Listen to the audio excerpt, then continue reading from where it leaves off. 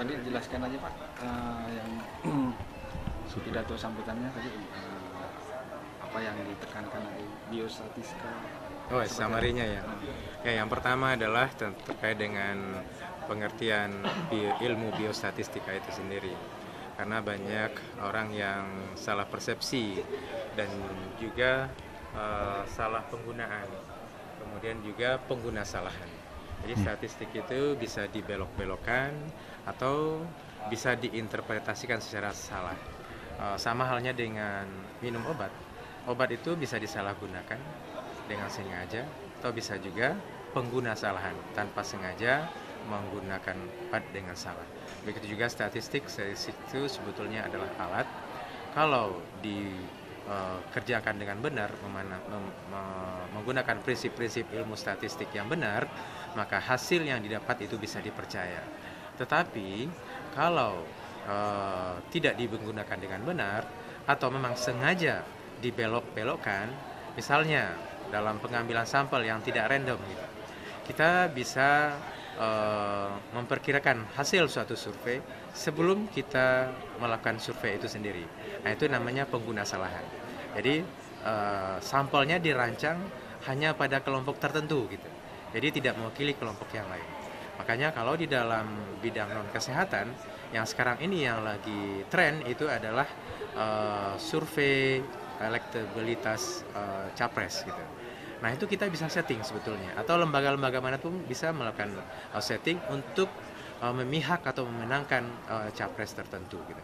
Dari mana taunya? Dari metode sampelnya. Terus gimana kita yakin kalau dia ini di setting gitu? Nah, kalau kita kaji desain sampelnya.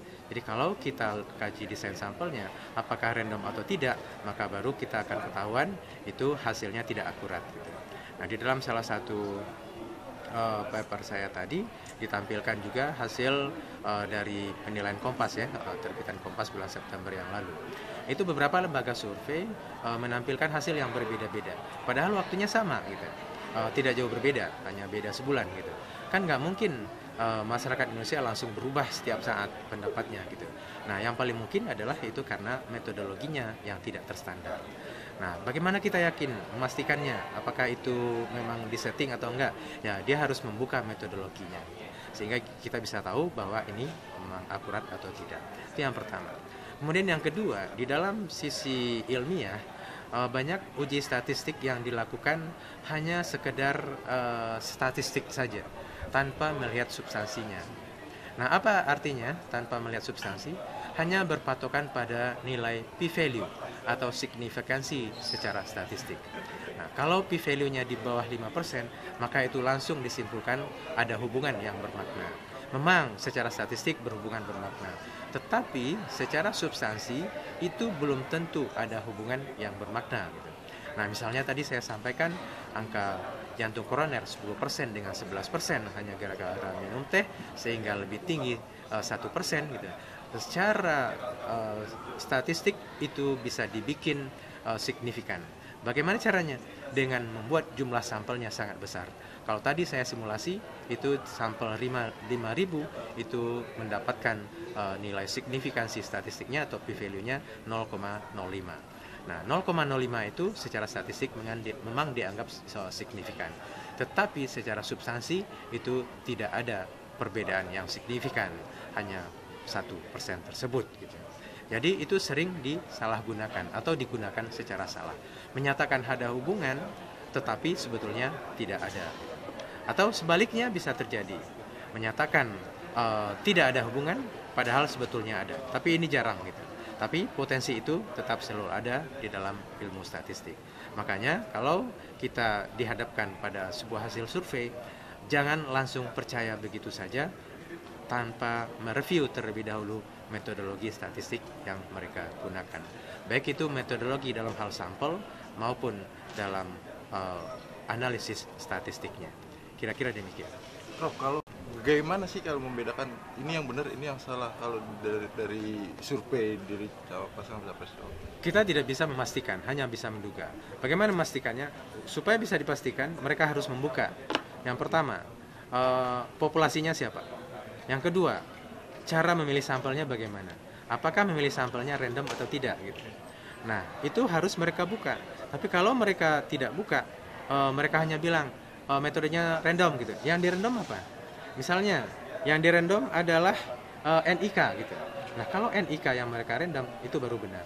Tetapi kalau yang mereka random adalah nomor telepon, kemudian selain nomor telepon apalagi nomor WA gitu, atau hanya pengunjung sebuah misalnya sebuah event gitu, pengunjung sebuah event, misalnya di sebuah TV sedang melakukan event, terus langsung pemirsanya disuruh memilih gitu. Nah, itu tidak random. Ya, itu pasti tidak bisa dipercaya. Lulusan fakultas misalnya, lulusan sekolah itu. Betul. Nah, nggak bisa. Kalau mau random harus NIK yang kalau mau dipercaya maka harus NIK yang dia random gitu. Nah, NIK di random belum tentu dia punya HP kan ketika ditelepon. Nah, repot lagi, akan ada bias di situ. Hanya orang yang punya handphone gitu, telepon gitu. Yang punya telepon juga pasti sosial ekonominya tinggi. Yang punya handphone apalagi sosial ekonomi tinggi. Nah, itu sudah bias, hanya menggambarkan kalangan atas saja gitu. Atau kalangan yang ikut momen-momen tertentu. Karena ada suatu acara TV misalnya, ya yang tertarik dengan acara TV tadi disuruh pooling gitu. Nah, itu juga tidak menggambarkan. Oke. Polling itu nggak bisa mewakili berarti ya? Belum tentu. Berarti dari survei-survei yang ada sekarang bisa kita percaya nggak sih? Enggak. Kita hanya bisa melihat gambaran. Yang tergambar ini, tapi jangan langsung percaya. Karena kita harus mengkaji metodologinya. Sampai sekarang tidak ada satupun survei yang dilakukan itu yang mengungkap metodologinya seperti apa gitu. Ya, hanya mengeluarkan angka-angka saja. Betul. Dan itu setiap saat berubah gitu. Bukan berubah, antar lembaga survei dengan lembaga survei yang lain itu jauh berbeda gitu. Nah, kalau mau melihat konsistensi, kalau satu lembaga survei dengan yang dua dan ketiga itu hasilnya konsisten gitu, nah itu mungkin kita bisa mempercayai. Tapi setelah melihat metodologinya gitu, karena nggak mungkin orang berjamaah melakukan sebuah kecurangan gitu. Itu kan sebetulnya isu yang sudah lama ya, cuman sekarang lagi naik daun gitu. Nah, permasalahan stunting ini bukan hanya permasalahan saat ini gitu, tetapi permasalahan 3 generasi. Jadi saya kan selain ilmu biostatistik juga S1-nya dulu adalah ilmu gizi gitu. Beberapa bahan kajian saya tentang gizi dan stunting itu.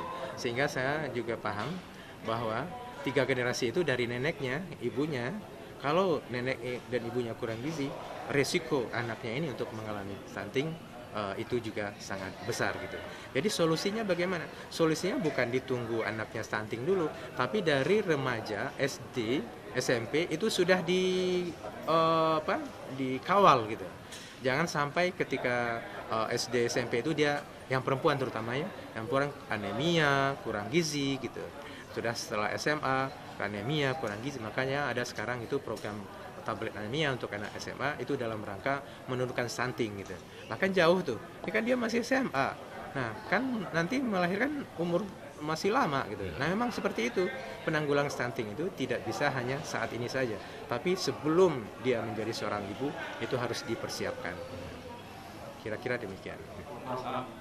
Yang lagi Makanan tambahan itu yang untuk anak SD ya. stunting ya. Nah, ya itu kan hanya kayak pemadam kebakaran gitu.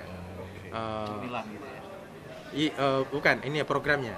Jadi memang perlu sih ada kebakaran perlu dipadamkan kan. Tetapi yang lebih penting itu adalah memperbaiki alur listriknya kalau penyebabnya listrik gitu, atau memperbaiki kompornya kalau penyebabnya kompor gitu. Nah, yang itu yang perlu dilakukan gitu, memperbaiki sebelum dia stunting.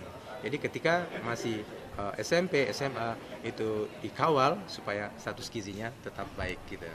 Jadi kalau PMT ya jangan hanya pada anak sekolah, tetapi sampai anak SMA pun harus diberikan PMT tersebut gitu. Jangan hanya anak sekolah, jangan anak balita dan ibu hamil ya, karena ibu hamil juga ada gitu. Kalau dia ibu hamil itu oke saja, tapi yang lebih bagus adalah sebelum dia menjadi seorang ibu gitu. Jadi penanganannya lebih awal.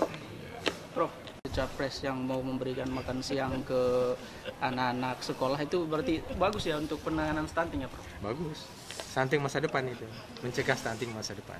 Tapi kalau misalnya pemberian makanan tambahan, Prof, untuk yang misalnya saat ini stunting, itu berdampak nggak untuk mengurangi angka stunting?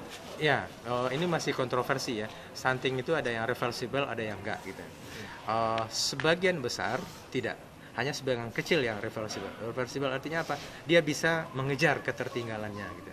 Jadi itu bagus-bagus saja untuk yang sudah jadi korban stunting gitu. Tapi yang lebih penting itu kan yang belum menjadi korban, dari kakek nenek, dari nenek ibunya dulu gitu. Nah itu yang harus kita persiapkan, diidentifikasi siapa-siapa yang kakek nenek yang stunting, itulah yang perlu dikawal gitu. Nah pengawalannya ya kayak tadi, ketika di SD kasih makan, SMP di PMT, sampai SMA pun anemianya dicegah. Prof, harusnya untuk mencegah stunting nilai gizinya itu apa?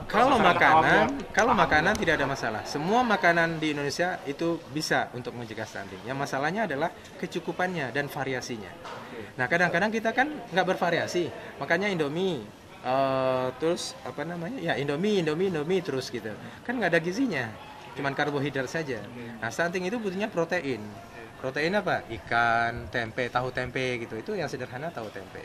Itu sangat itu ampuh untuk mencegah stunting. Jadi intinya biar masyarakat awam tahu gizi stunting untuk makanan itu apa sih? Tahu, tempe, telur itu aja. Ya, digoreng. 3T. Kalau yang bagus sih jangan digoreng. Yang bagus direbus. Olahan lah gitu ya. Iya. Ikan juga. Ya, tahu, tempe, ikan. Itu TTI. rutin, Prof? Tiap hari atau weekly atau bervariasi? Itu kan bervariasi ya, Oke. sesuai kebutuhan gizinya. Nah, untuk lebih menjelaskan lebih rinci agak tidak cukup waktunya, tetapi bervariasi aja. Jangan tahu-tahu terus, gitu, tapi variasi. Bumbu penyedap berarti.